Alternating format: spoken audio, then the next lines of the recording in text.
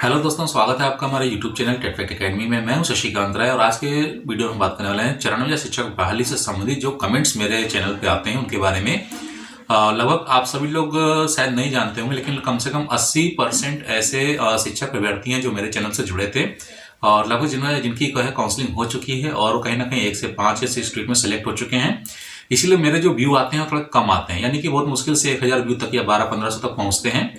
और मुझे अच्छी तरीके से जानकारी है कि जो 1200-1500 जो व्यू आते हैं ये जो है बचे हुए जो कैंडिडेट हैं मेरे चैनल पे जिनका भी सिलेक्शन नहीं हो पाया है, लो मेरिट वाले हैं। लेकिन इसमें से कुछ अभ्यर्थी ऐसे हैं जो लगातार ये कमेंट्स करते हैं कि आप जो है नकारात्मक वीडियो बनाते हैं, आपके जो विश्लेषण है वो सही नहीं होते हैं। लेकिन आप सभी लोग जानते होंगे कि मेरे जो विश्लेषण होते हैं, अगर जिस प्रकार से बहाली प्रक्रिया चल रही है, अगर आप देख रहे हैं और आपने मेरे सारे वीडियो देखे हैं, लगभग मैंने 600 के लगभग जो है वीडियो बनाए हैं, जो कि न्यूज़पेपर की कटिंग के ऊपर नहीं है।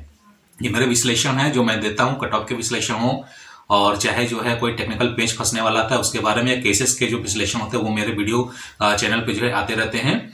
तो उसी संदर्भ में मैंने जो है अभी 2 दिन से जो वीडियो अपलोड किए हैं, काफी विश्लेषण करने के बाद आपको मतलब ये चीजें बताई हैं। और आपने देखा होगा कि आज की डेट में आज जो न्यूज़पेपर जो है खबर में आई है वो उसमें जो है ये कहा गया है कि जो कोषांग समिति का जो गठन किया गया था उसमें जो शिक्षक जो प्रतिनियुक्त किए गए थे उनको भी रद्द कर दिया गया है। यानी उनकी जो प्रतिनियुक्ति थी, जो शिक्षक कोषांग समिति में जो है काम कर रहे थे नियोजन प्रक्रिया से संबंधित, उनका जो है प्रतिनियुक्ति जो है रद्द कर दी गई है, यानी उनको हटा दिया गया है और वो अपने मूल विद्यालय में लौट गए हैं।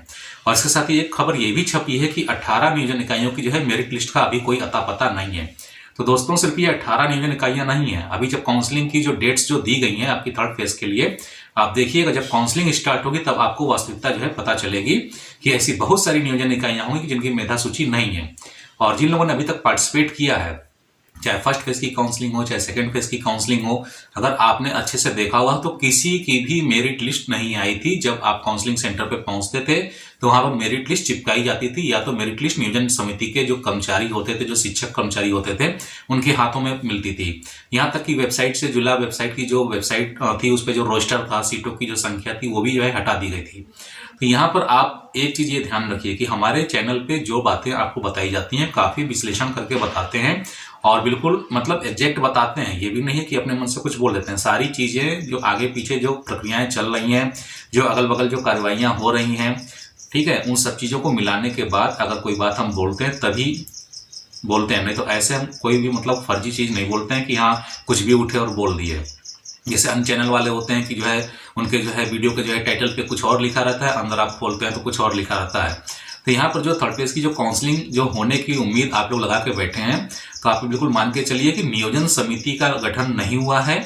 और जिस तरीके से आप लोग ये समझ रहे हैं कि जो है पंचायती चुनाव तो हो चुके हैं और मुखिया को जो है शपथ ग्रहण करा दिया जाएगा और उनको कार्यभार सौंप दिया जाएगा, इतना आसान नहीं होता। उनकी भी ट्रेनिंग होती है, वो भी ट्रेनिंग 15-20 दिन चलेगी। और इसके साथ ही जो 20 दिसंबर के बाद से जो शायद ये जिला परिषद अध्यक्ष और ब्लॉक प्रमुख की जो है जो चुनाव होने वाले हैं, इनका भी यही प्रोसेस है। इनका भी जब जो है इलेक्शन में जीत जाएंगे तो इनको भी जो है कार्यभार ग्रहण कराया जाएगा, शपथ ग्रहण कराया जाएगा और उसके बाद इनकी भी ट्रेनिंग होती है। तो ये ट्रेनिंग में भी कम से कम 15-20 दिन इन लोग के लग जाते हैं। उसके बाद जाकर के तब आपकी नियोजन समिति का गठन जो है किया जाएगा और उसके लिए भी बिहार शिक्षा विभाग एक नोटिस जारी करेगा कि हाँ अब जो है सारे प्रोसेस कंप्लीट हो गए हैं और अब आपकी नियोजन समिति का गठन किया जाएगा। उसके बाद काउंसलिंग का कहीं नंबर आएगा। तो आप ये ध्यान में रखिएगा बिल्कुल इस चीज को कि चैनल पे जो बातें बताई जा रही हैं वो हवा हवाई नहीं है। आप सभी लोग आज की न्यूज़पेपर में देख चुके हैं कि कोषांग समिति का जो गठन किया गया था डॉक्यूमेंट वेरिफिकेशन के लिए, उसके जो शिक्षक जो प्रतिनियुक्ति पे थे उनकी प्रतिनियुक्ति जो है रद्द कर दी गई है। अब जब प्रतिनियुक्ति रद्द कर दी गई है और किसी प्रकार की कोई समिति नियोजन कार्यवाही पूरा करने के लिए उपस्थित नहीं है, तो आप ये सोचिए कि जनवरी में जो डेट्स दी गई हैं काउंसलिंग के लिए 3rd फेज की, उसका काम पूरा कौन करेगा? आप ये सोचिए, क्योंकि जो इलेक्शन जो हुए हैं स्थानीय निकाय के, इनके जो व्यक्ति हैं, इनकी जब तक ट्रेनिंग कंप्लीट नहीं हो जाएगी, सारा माजरा ये समझ नहीं लेंगे, तब तक ये लोग जो है नियोजन समिति का गठन इसमें नहीं हो पाएगा और किसी कंडीशन में नहीं हो पाएगा।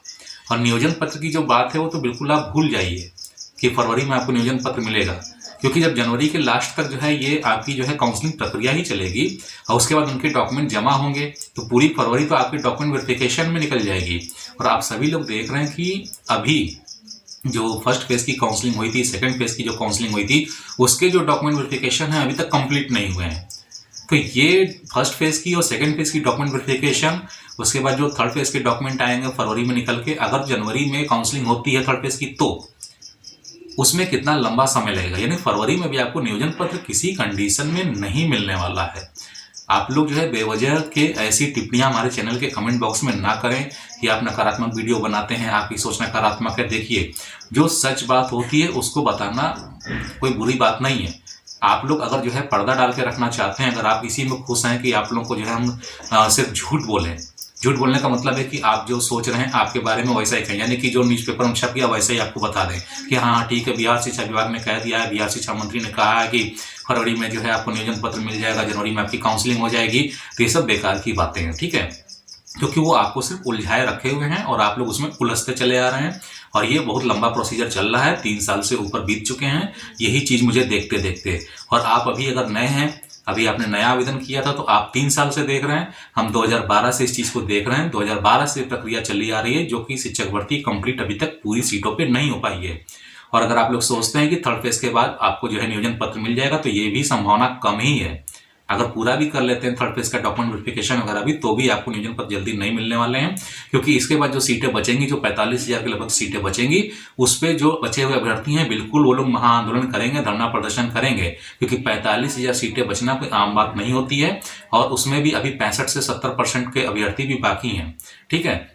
कम से कम 60% तक के अभ्यर्थियों का चयन सुनिश्चित करना जरूरी होता है, क्योंकि यही कट ऑफ होता है और 60% तक के अभ्यर्थी जो है योग्य माने जाते हैं। तो आप ये मान के चलिए कि चौथा चरण भी आएगा और 5वां चरण भी आएगा, और जब तक तीसरा, चौथा, 5वां चरण का डॉक्यूमेंट वेरिफिकेशन कंप्लीट नहीं हो जाएगा, जैसा कि बिहार शिक्षा विभाग कहता रहा है और शिक्षा मंत्री कहते रहे हैं, तब तक आपको नियोजन पत्र मिलने की कोई संभावना है नहीं। लेकिन उससे पहले भी जो आपका जो थर्ड फेज की काउंसलिंग होनी है, उसकी कोई संभावना मुझे नजर नहीं आती है। और उसके उलट दूसरी चीज, जो कोरोना वायरस का जो खतरा है, जिसमें कहा गया है कि जनवरी में ये लगभग फैल जाएगा। अभी आप देख रहे हैं, न्यूज़पेपर देखते होंगे, न्यूज चैनल के वीडियो देखते होंगे, जिसमें कहा जा रहा है कि संक्रमण धीरे धीरे बढ़ रहा है, मरीज मिल रहे हैं। तो फरवरी में ये पीक आवर में होगा। ओमिक्रॉन जो वायरस है आपका, ये फरवरी में पीक आवर में होगा। तो आप सोचिए, उस समय में काउंसलिंग तो हो ही नहीं सकती है, ना ही आपको किसी प्रकार का नियोजन पत्र मिलेगा। कोई काम होना उस समय मुझे नहीं लग रहा है कि तय है, क्योंकि जिस तरह से खबरें आ रही हैं न्यूज चैनल्स में, न्यूज़पेपर में वायरस संक्रमण को लेकर के, उस तरीके से ये देख रहे हैं कि जनवरी से आपके ऊपर बंदिशें लगना शुरू हो जाएंगी। फरवरी में आते आते सारी चीजें लगभग जो है ब्लॉक तो नहीं होंगी, होली तक जो है ये ब्लॉक हो जाएंगी, ठीक है। तो आप लोग जो है बिल्कुल इस गफलत में मत रहिएगा कि हमारे चैनल पर जो जानकारी दी जाती है वो नकारात्मक होती है। मेरे चैनल पे कोई चीज नकारात्मक नहीं होती। मैंने कल का वीडियो बनाया था, आज सुबह डाला, आज सुबह न्यूज़पेपर में देखिए न्यूज आ गई आपके सामने कि जो कोषांग समिति का गठन किया गया था, जिन शिक्षकों को उनकी प्रतिनियुक्ति रद्द कर दी गई है। उसके साथ ही 18 नियोजन इकाइयों की जो मेरिट लिस्ट का आता पता नहीं है। तो ये मात्र 18 नियोजन इकाइयां नहीं है, लगभग 1350 नियोजन इकाइयां हैं जिनकी मेरिट लिस्ट अभी आपको ढूंढने नहीं मिलेगी। उसके साथ ही आपकी जो सीट का जो रोस्टर है वो भी आपको ढूंढने नहीं मिलेगा, ठीक है। और अगर आपको रोस्टर ढूंढना भी है तो आपको मेरे ही चैनल पे जो है रोस्टर का जो वीडियो पड़े हुए हैं, प्लेलिस्ट पड़ी है, उसमें आपको रोस्टर मिल जाएंगे। और ना ही आपको किसी चैनल पे ना तो कट ऑफ की जानकारी मिलेगी, ना ही कोई टेक्निकल जो विश्लेषण होता है वो भी आपको किसी चैनल पे नहीं मिलेगा। क्योंकि मेरे चैनल से पहले जितने भी चैनल जो बिहार शिक्षक भर्ती पे काम कर रहे थे वो सिर्फ न्यूज़पेपर की कटिंग प्रकाशित करते थे, और आज की भी डेट में उन लोगों के पास सिर्फ वार्ता करने के अलावा कोई चीज आपके उनके चैनल पे नहीं मिलेगी। और न्यूज़पेपर की कटिंग आ जाएगी, केस की कटिंग आ जाएगी, इसके अलावा कोई भी चीज आपको वहां पर जो है बिल्कुल अस्थायी रूप से चीजें उस पर नहीं मिलेंगी। मेरा ये चैलेंज है, मेरे यूट्यूब चैनल पे लगभग 600 वीडियो बने हुए हैं। आप उसको अगर देखते हैं, अगर आप उसको देखेंगे तो उसमें आप पाएंगे कि सिर्फ विश्लेषण और जो सही बातें हैं वही बताई जाती हैं।